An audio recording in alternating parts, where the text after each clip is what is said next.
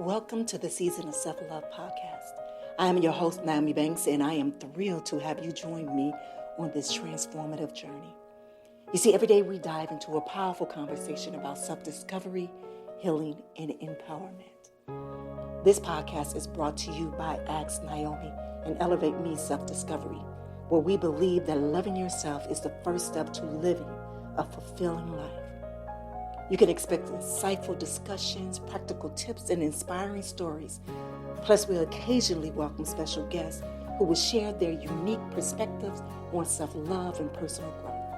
So get comfy, grab your favorite beverage, and let's embark on this journey together. Because it's time to embrace the beautiful person that you are. So let's elevate our lives one episode at a time.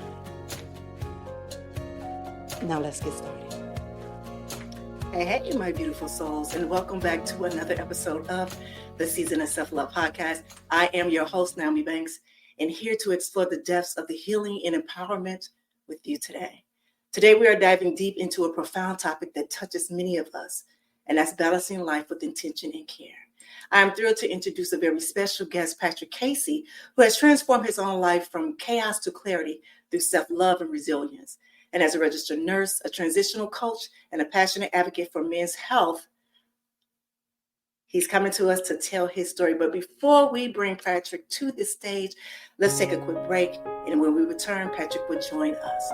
So it's your girl, Goddess Nyomi Banks here on the Season of Self-Love podcast. And we'll be right back. Hey, my beautiful people. This is your girl, your host, Nyomi Banks here of the Season of Self-Love. And I just want to take a quick moment to share some exciting resources from our series, The Act of Balancing Life. Are you ready to bring more harmony into your life? Well, we have a free mini ebook just for you. 5 simple ways to set your intentions for a harmonious life.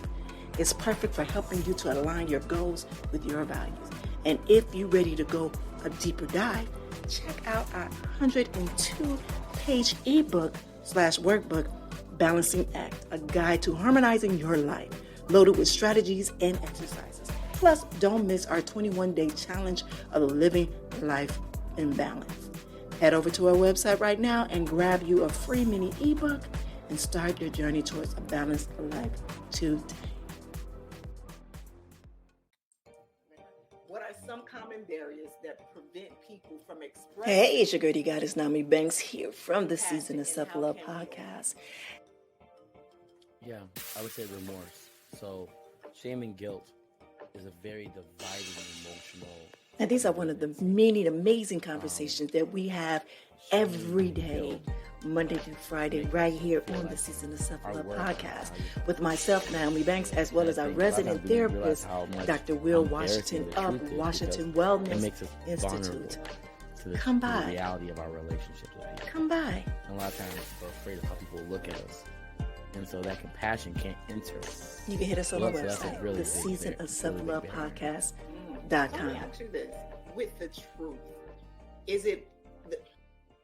All right, welcome back to the Season of Self-Love podcast. I am your host, Nyomi Banks, and today we're talking about the act of balancing life with Patrick Casey, who has, as I mentioned before, he has transformed his own life from chaos to clarity through self-love and resilience. And he's also a transitional coach and a passionate advocate for men's health. Hi, How you doing? Good. Thank you for having me on again. I really appreciate it. You're welcome. That was a mouthful, wasn't it? That's a lot. I must be doing something right. All right, so before we get started, let's take a moment to center ourselves with a brief guided meditation. I invite you to find a very comfortable position, close your eyes, and just breathe with me. Take a deep breath in and out, and let each breath wash over you like gentle waves, clearing away any tension. And as you breathe in, I want you to imagine drawing in the strength and positivity. As you exhale, release the stress and the doubts. I want you to picture a light surrounding you, filling you with peace and love. And I want you to remember that you are here, and you are present, and you are valued. When you are ready, open your eyes.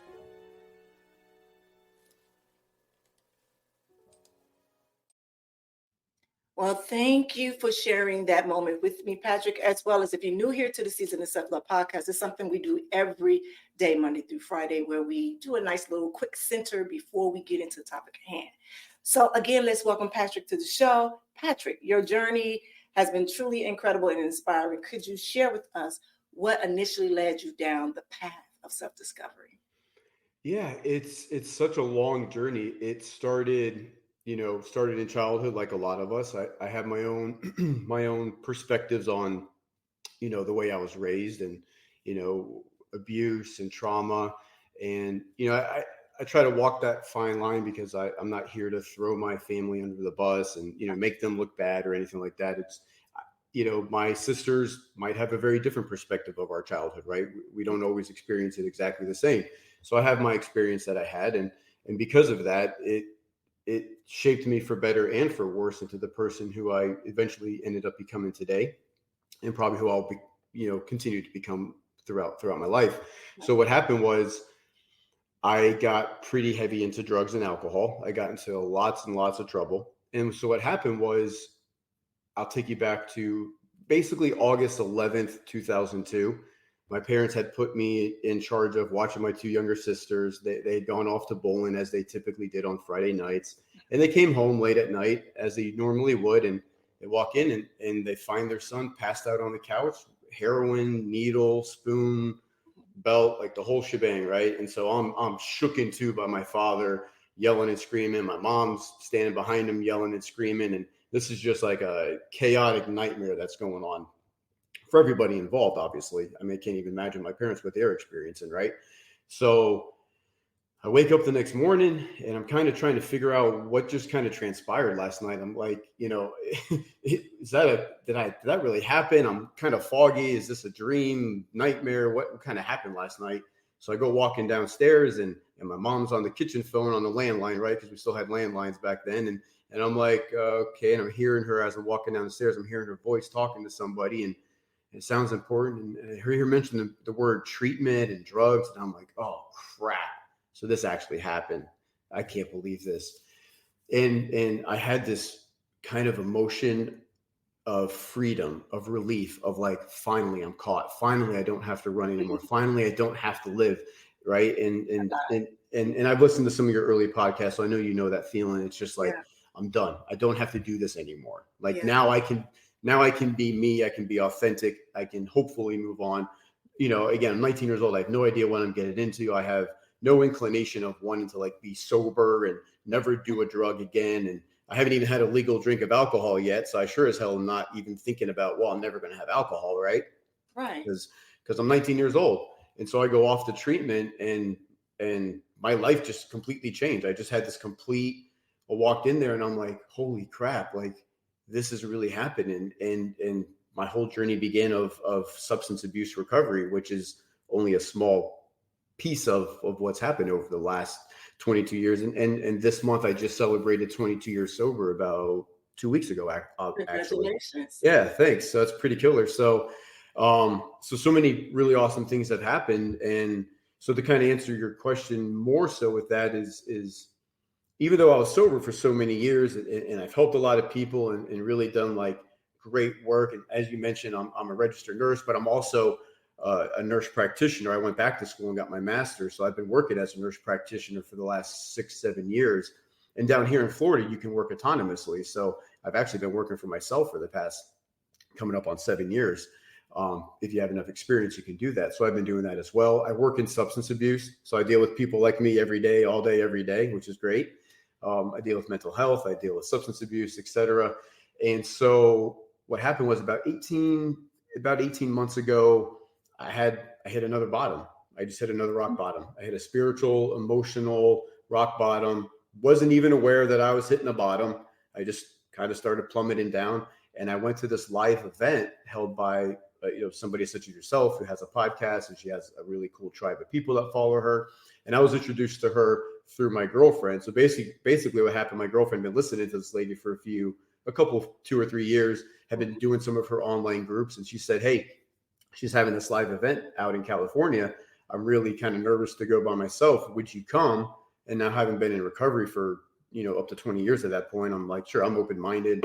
If the worst ever happened, maybe I'll get some self-help kind of stuff, whatever, right? So I go out there and I'm in this group of like 40 people roughly. And we're passing the microphone around at the end of the weekend talking about our experience and what we gained and insights. And I just broke down crying in front of all these people saying, I hate myself. I don't know why. I still hate myself. I still don't like myself. I still disdain myself. I have all the outside things when you see my life where I live down here in Jupiter, Florida, near the beach and the car and the house and the income and the job and the girl and so many hobbies that are really fun stuff that I do. But I'm like, why do I still have this like little something's missing on the inside? And so she came up to me afterwards. She said, I can help you. And for some reason, I just believed her. I just felt her energy and her vibe. And I just said, okay. And so I joined in with her. And so I've been working with her. She's been my coach for the last 18 plus months, doing some stuff. And for the last 8 months, I've been doing more on the business side, because as you said, I wanted to get into more of like the personal coaching side of things, because working as a nurse practitioner, I can only help you if you live in Florida. If you live outside of Florida, can't do a thing for you. Right. So doing the coaching thing, as you know, I mean, I can do that all over the world, all over, across the country. Like there's no restrictions with that stuff. So, and as you know, doing Zoom like this and StreamYard and all this online stuff, like it's really cool. You can really make an impact that you may not think. You're not in person. How can you help me? We're not in person, but I had many, many more breakthroughs just through doing it online like this. Because again, she lives in California. I live here. Now we have some live get-togethers a few times a year, which is a lot of fun. Nice retreats that we do and growth type of exercises we do.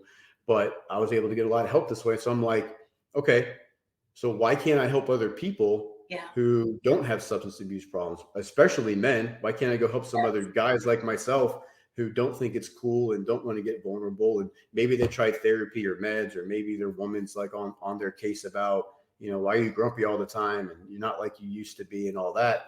Like I could help those guys now. I don't just have to help people that are struggling with drugs and alcohol. Right. That's good. I love your story. So let me ask you this, because you said at 19 years old is when you truly, I guess, want to hit your rock bottom with it was your secret was revealed. Mm-hmm. So how long before that were you doing drugs? So it's two questions. Mm-hmm. And what was the root of it? What caused you to start doing drugs?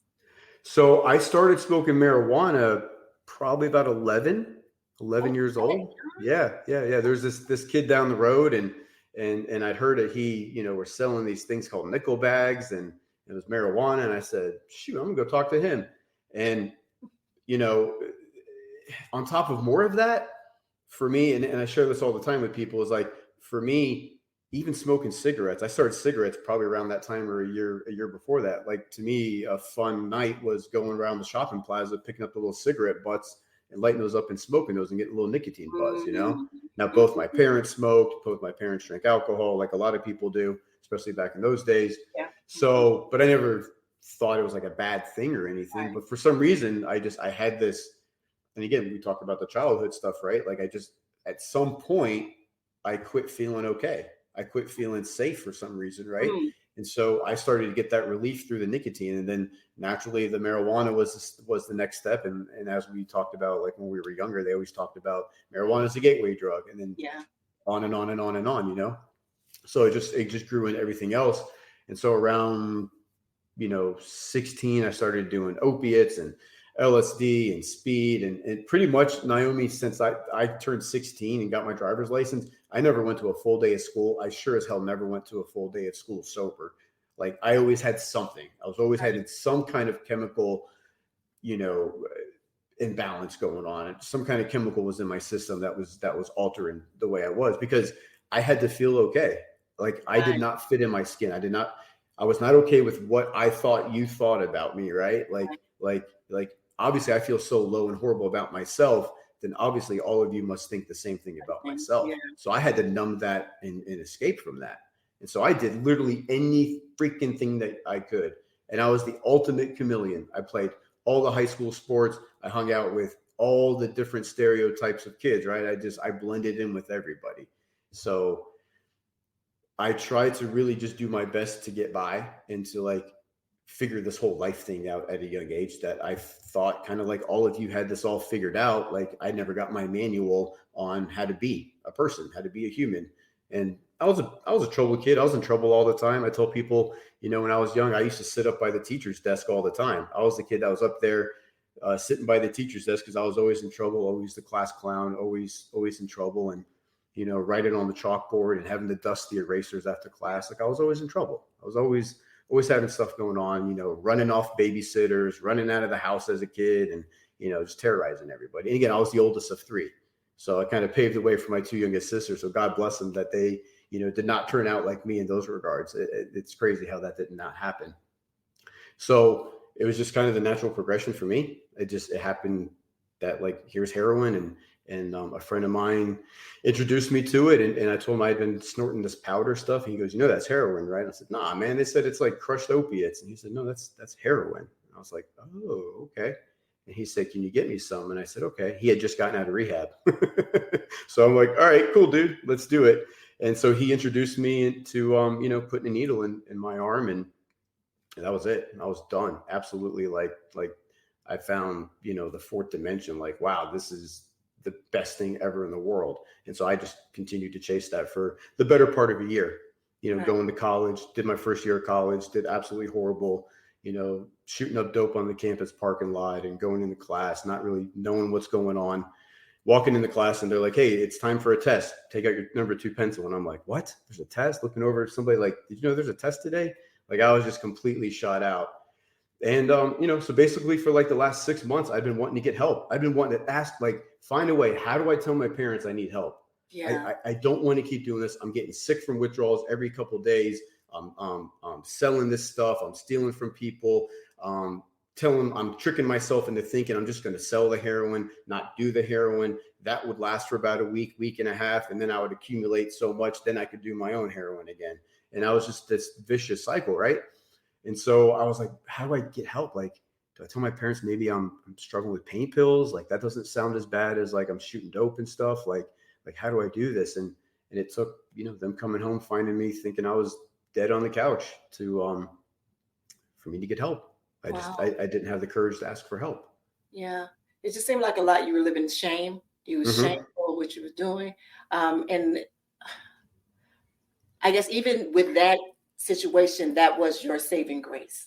Even though it probably was the most, anybody will look at that's the lowest moment of your life. And you're like, no, that probably was the best thing in my life. Now, moving forward, 19 years old, going to rehab, 20 years old, now you're doing good. From 20 to the time that you went to that live event, what did that look like for you to stand in front of 40 people? That's an intimate crowd. In front of 40 people to say, I do not love myself. Where from the time you were 19 years old to that time that you, I guess, kind of say not, how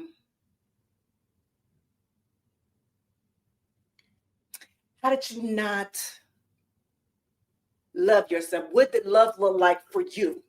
Right.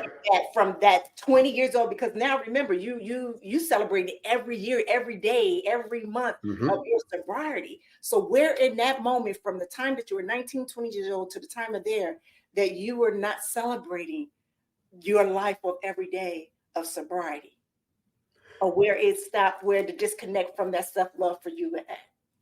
I didn't know it. Like, again, I just didn't know what I didn't know. I'm helping hundreds, maybe thousands of people over the years get sober, change their lives. I'm participating in that. I'm very active in the local recovery community and, doing all these events and service work and just helping people out. Right.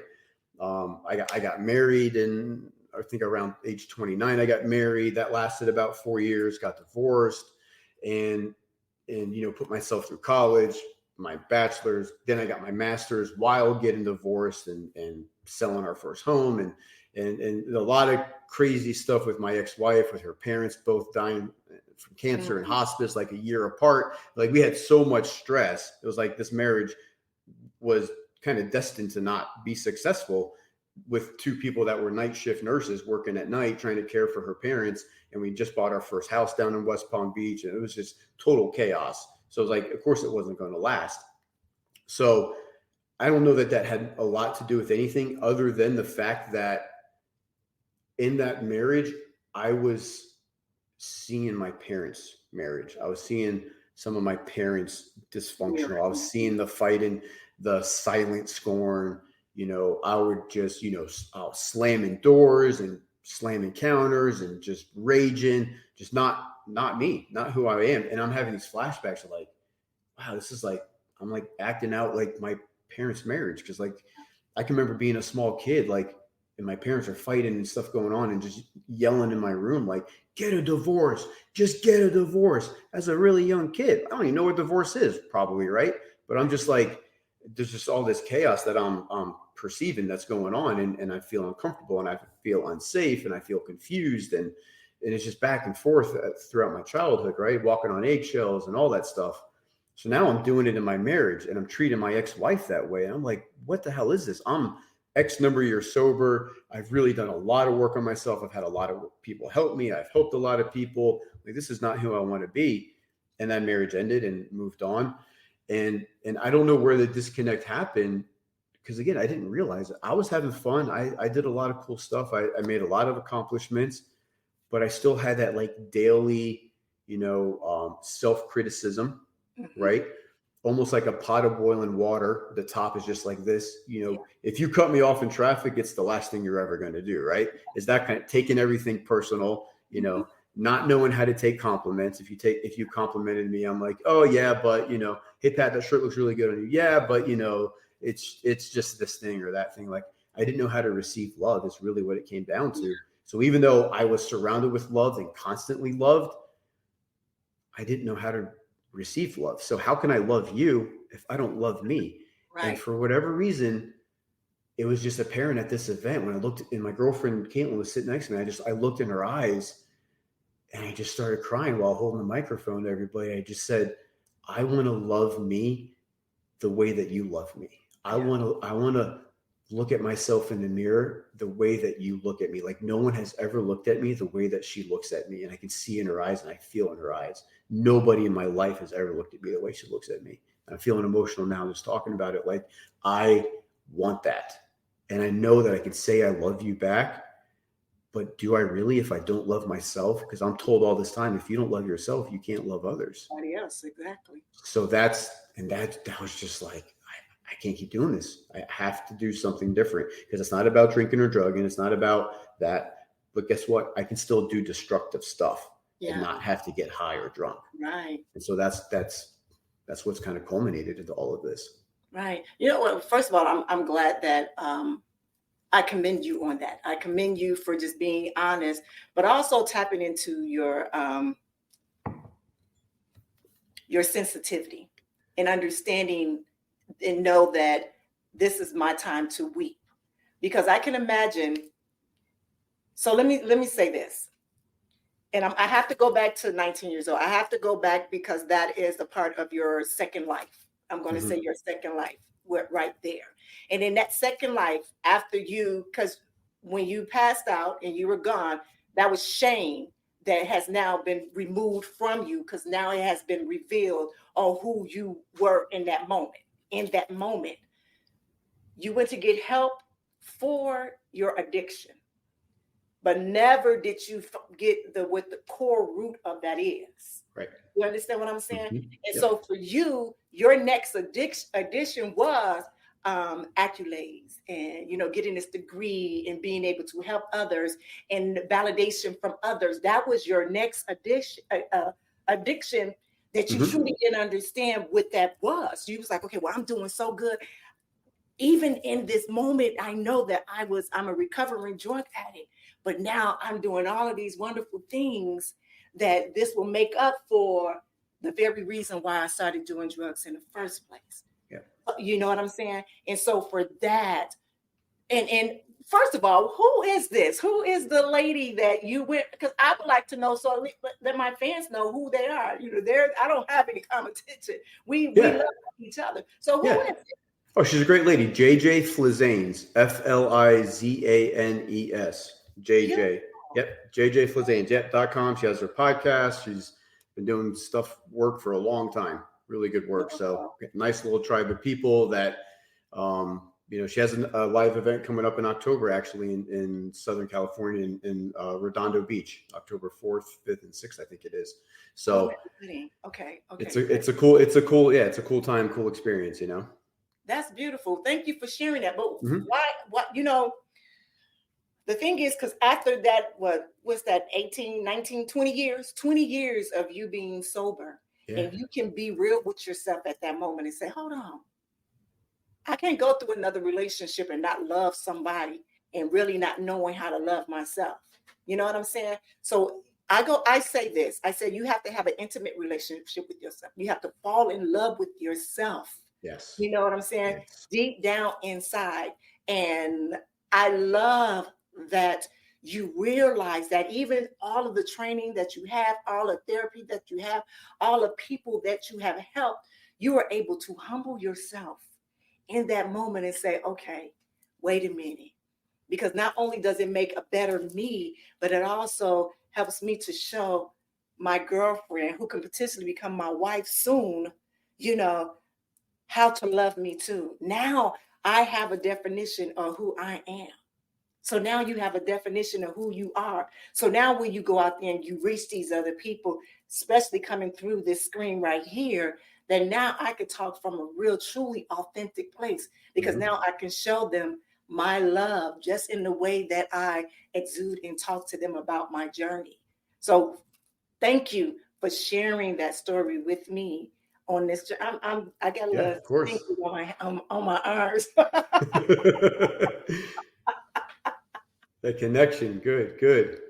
Yeah, it is. I was telling Dr. Will the other day, as I just opened up the season of self-love to receiving guests to come on. And lately I've been having some amazing guests on here. The connections have been wonderful. As we grow up, we think, as you said earlier, about our perspective. We have our perspective on things, so we never really see anyone else's perspective in life, or rather really sit down and take the time to listen and understand it, but listening to you and the other guests, I come to appreciate life even more. So even the stuff that I've been through and that I've shared, I'm like, wow, like, But when I sit down and I listen to these different stories, like, no, I've never did drugs. I think the hard drugs I did was marijuana. Right. Right. And I was 19, 20 years old when I was, when I did that, but I knew my father was an alcoholic. So I knew how that took over his life. And I knew that's something that I did not want to do. So I stayed in control of that. But I knew, me being in control a lot, it caused me to lose my authentic self. Does that make sense? Yeah. Addiction to control. Yes. There you go. Because if I can control everything, I can be safe. Everything's going to be okay. So I have to control every person, place, thing, situation, time, things, that the time frame that things happen, all of that stuff. Exactly. So when I listened to your story and how your reveal came in such a young age, but not only that, but you had the courage, the discipline, and the want to continue on that sobriety. That's not an easy thing. You're talking to a child who father was in and out of, what I say, we were in and out. We were many and many a times, all the way until his deathbed, where he was like sober probably for like 6 years before he passed away. But it took so many times to even get there. It took time where he lost a kidney. He almost was losing everything to get to that point. But for you to hear your calling, but not only that, you kind of manifested. You manifested that within those 2 weeks that you was like, I hope somebody catch me. How am I going to tell my parents? How am I going to tell my parents? And as you kept calling and calling, God said, okay, I'm going to show you. Put that needle in your arm one more time. And I'm going to do it to where it's going to scare the shit, not only out of you, but out of the ones that you love. Yeah, because it was so uncharacteristic for everything to go down the way it went down that night. That wasn't a regular occurrence. So I absolutely set that up. I 100% absolutely manifested that. Yeah. 100%. Unbeknownst to you. Thank God. Thank God that happened. You know, because again, and I don't know, I can look back and think and guess that, you know, had I not found heroin, it would have been alcohol, and maybe it would have, maybe would have ended up like your dad. It might have maybe taken me 10, 20 more years before I finally hit a bottom if it was just alcohol. Who knows? Maybe I would have killed somebody, you know, in a DUI, because now I can drink out in public. Before I had to drink at parties, houses and stuff. But now if I'm of legal age drinking the way I was drinking at 19, who knows what would have happened? Right. I absolutely would have been driving home from bars and restaurants all the time. Right. So who knows? Yeah. Yeah. All right. So let's talk about this. Now for you, self-help books, resources, that's something that you talked about that you did. Which book of philosophy had most profound impact on your healing journey, and why? It's so hard to say one. There's one called The Big Leap by I think his name is Gay Hendricks. The Big Leap, which he goes over the zone of genius and the zone of excellence, and basically he goes into you know, what fires us up as far as work goes, like being of service, right? So he goes into that stuff. So that's one piece of it. There's not really a book there's really not a book that was my big breakthrough. Well, my big breakthrough, Nyomi, was my core wounds. And it's a whole process that my coach has. She has a whole course that you can take, and she coached me through that course. And that was the big, holy crap. You talk about the roots and the core that I didn't get in early sobriety, because I went to therapy after I got sober. I did therapy for 1.5 years, 2 years. Great guy. But what did we do? We talked a little bit about the child issues, but we mostly talked about what happened in the last week. And then before you know it, 45 minutes is up and I got to go. Yeah.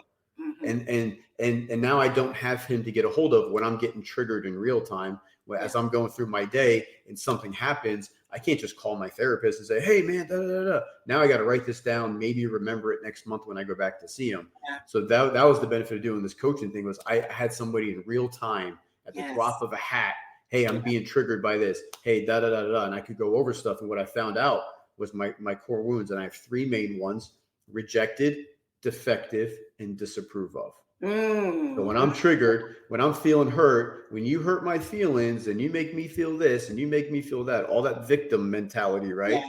It's because I'm feeling rejected, I'm feeling defective, I'm feeling disapproved of. Mm-hmm. And is that not what we talked about before? Like that's what I walked around in high school all the time. I walked around feeling those things all day long, because I knew that you thought those things about me, because deep down in my core, that's what I thought. That's what you felt with yourself.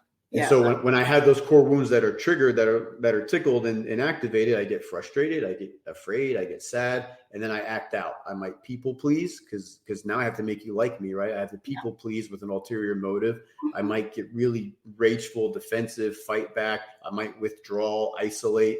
So that's the whole like synapse effect that happens. I have the core wound gets triggered, I have the emotional response, and then I have the physical action that takes place.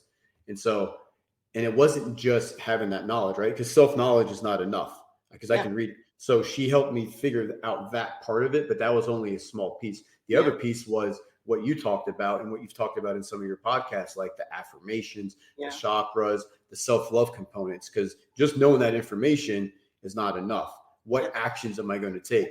Because I have to take actions to change my ways. Exactly. I can't read it. I can't listen to it in a podcast or a book, or read in a book, or listen to somebody like us talk about this. That's not going to change my life. I have to take some scary action that scares the hell out of me. And then I look back, I go, dude, you didn't die. See, that didn't kill you. You cried in front of a room of 40 people. That didn't kill you. See, you got on a podcast. That didn't kill you. See, you went and did this other thing. That didn't kill you. And so I train myself, right? I start learning that, like, I become desensitized to all these fears that I have, that I make up in my mind that never happen.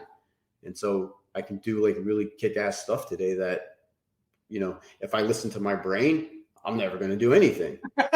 Everything's afraid and scary, because that's what my core natural, default is. Yeah. So anyway, that's really the biggest thing I would say, other than any kind of particular book. I really like the book Ask and It Is Given, also about Abraham Hicks. I really love that stuff about, like we talked about, manifesting and the energies I put out in the world, I'm going to get back, and And if I'm ever questioning where I'm at, like look at the people I'm putting myself around. What kind of energy and life are these people living that I'm surrounding myself with?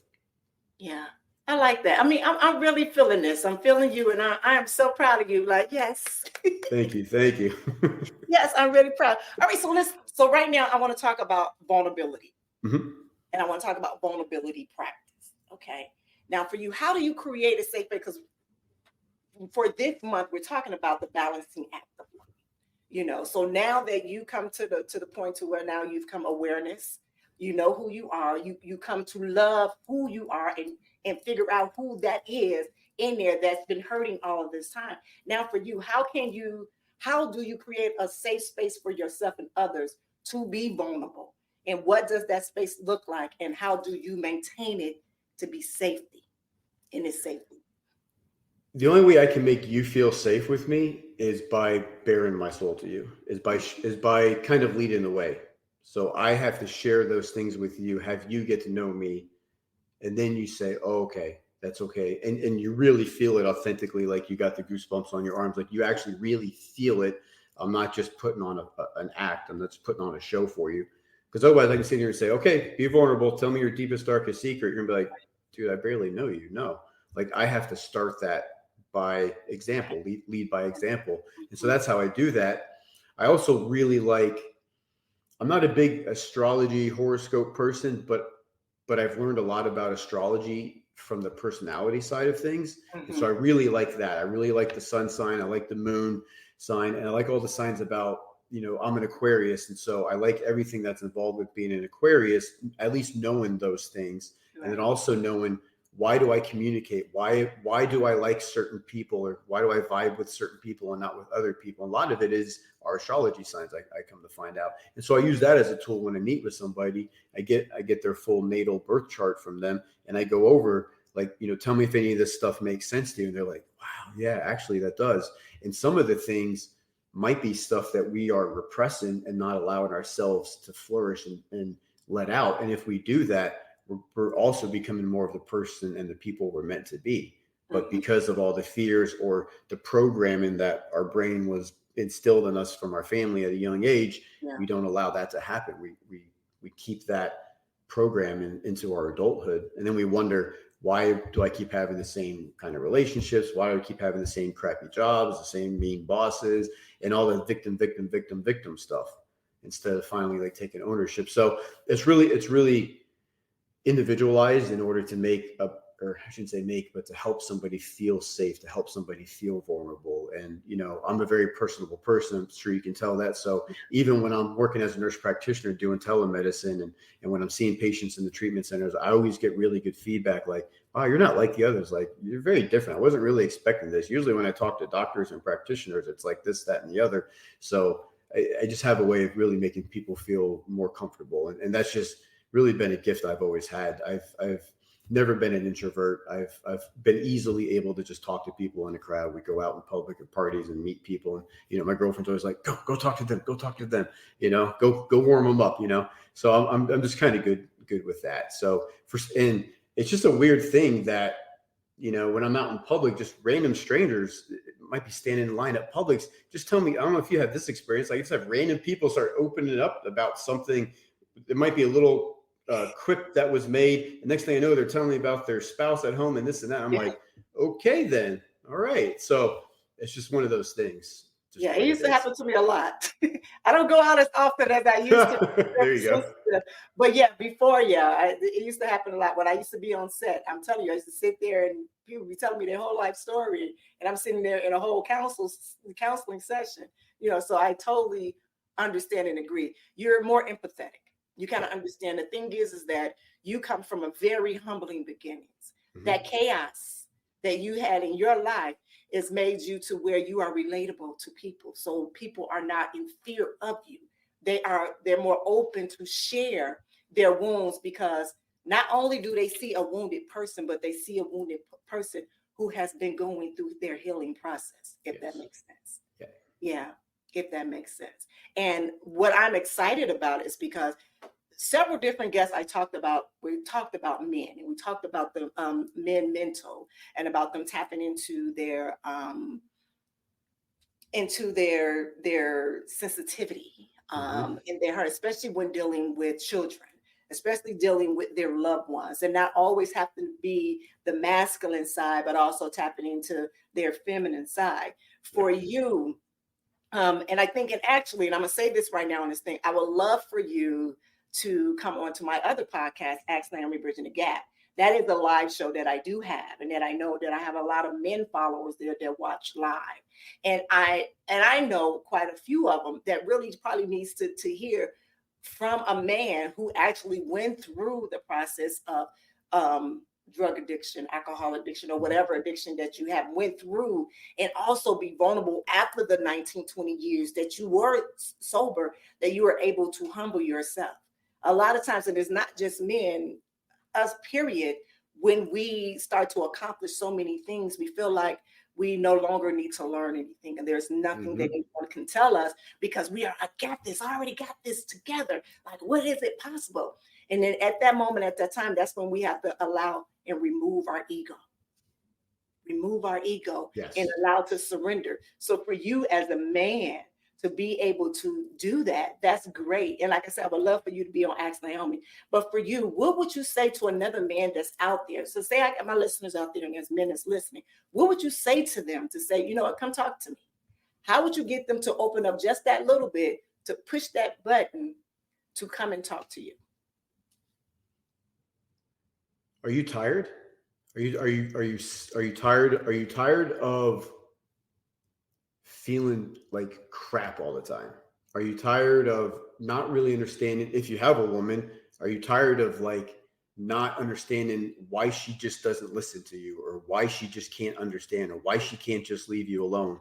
Are you sick of just kind of feeling like a little something's missing? Maybe you're successful with work. Maybe you got all the women you could need, or, maybe you work, 1,000 hours a week, and then you come home and your wife is still nagging at you, and you're like, look, I put everything on the table. I provide all this stuff. Like, what more do you want from me? And I want to help you tap into that feminine side and understand that. Talk to you, Naomi, any woman, they want that feminine side of the man. They want that intimacy.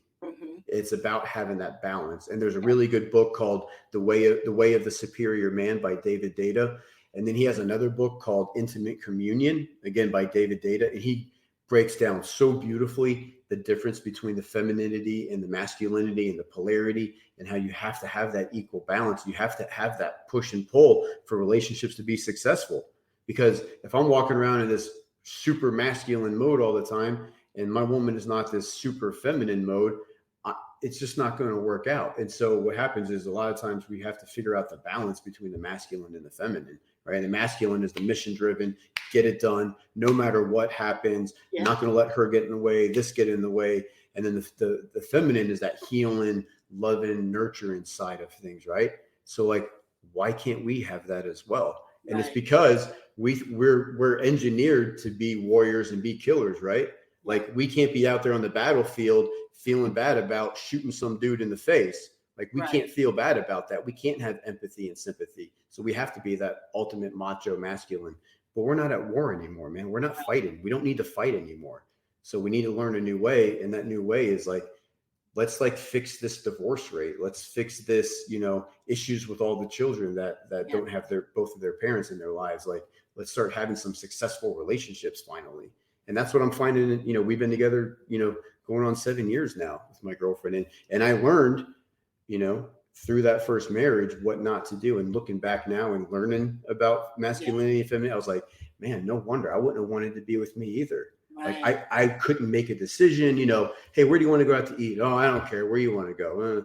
I don't care where you want to go. Right. So it's all that, like, let me make the decision. I mean, I still surprised the hell out of my girlfriend. I said, hey, put on something nice. We're going out tonight. Where are we going? You'll find out when we get there. And she loves it. She loves the anticipation, the excitement, the surprise. So like, keep her surprised and keep her guessing. Don't get years into a relationship and say, now I can lay back and coast and be a slob. Like, no, like, keep it going. Keep it going. She's not my friend. She's my lover.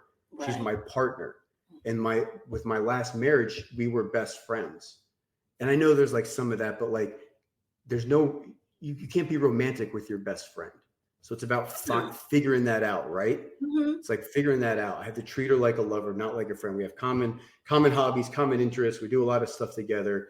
And, she's my friend in a way, but she's my lover first. And so like I treat her that way and she appreciates the hell out of it, And so that's a lot of stuff that I've learned that, a macho man doesn't want to like get out of here with that. I want to earn money, have sex, and move on. Like that's it. And how's that working for you is my question. When you look in the mirror, how is that working for you? How do you feel? Really feel? How do you feel? Look at yourself in the mirror. Right. All right. So let's talk about balancing life for you, your practical tools. Could you share one or two specific daily practices that you have been doing with your self-care routine? And how did this practice help you to maintain your emotional and physical balance? So I have an affirmations log that I do. Of course, I'm not, super consistent all the time. I go through phases, but I have an affirmations journal that I do where I write down everything I appreciate, like literally everything at full page. And then I also have a section on that page where I put things that I'm looking forward to.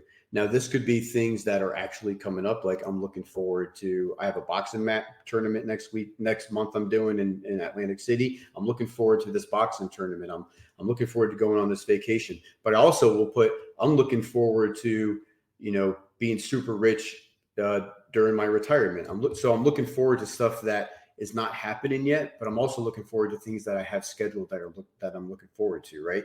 I'm looking forward to going to this concert I'm going to on Friday. So I balance out, right, with having all these really cool things that are coming up, but also stuff like we talk about manifest and maybe some stuff that I want to manifest that hasn't happened yet. So I put down like 3 or 5 of those things. I also do some breathing exercises in the morning. The first thing I do before I even have a cup of coffee or anything, I have a glass of water and I sit with my headphones on. I listen to some focus tones for about 5 minutes. And I do this pretty cool nasal breathing technique with one nostril at a time, just for 5 minutes. Mm-hmm. Keeps the adrenaline level down low, because as soon as I get going to work, it's like, go, go, go, go, go. So it's about balancing that out and having some of that self-care and, not eating like a pig, exercising, self-care, no nicotine, obviously for me, no drugs or alcohol. So there's a lot involved with it, with staying active and staying busy and staying healthy. That's good. That's good.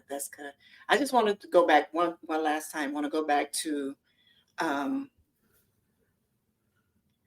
why I want to go back. I want to go back to when you were in rehab. And so I didn't ask you this, but I'm going to ask you this now. From the first time that you went through rehab and you was going on your recovery, did you ever have a fallback? I didn't have a fallback per se. I was about 5 or 6 days into rehab, right? So I was on this cloud of like, oh, this is going to be the best thing ever. Thank God I found this. Life is going to be great now. And I was about 5 or 6 days into rehab when I started having my first, kind of like craving obsession. And what was going on was I had some secrets and things that were starting to come up that I didn't want to deal with. And I sure as hell wasn't going to talk in this group therapy class about, because what are they going to think about me, right? And so I was like, I'm cutting bait. I'm out of here. I'm hopping that wall and I'm going to get high because I do not want to feel this, because now I'm having feelings. Yeah. And damn it, I don't want to have feelings. I've been doing everything I can to avoid having feelings. Yeah.